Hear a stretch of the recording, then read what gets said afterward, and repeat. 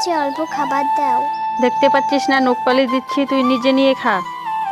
ইস কি গরম, হাতটা পুড়ে গেল, এখন খাবো কি করে? মা আমি অ্যাড করব, তুমি একটু দেখিয়ে দাও। দেখতে পাচ্ছিস না ফোন করছি, ভাগ এখান থেকে।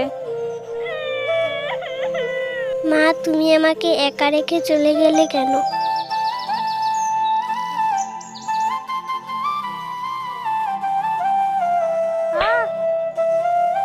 কি ব্যাপার, মায়ের কি হলো?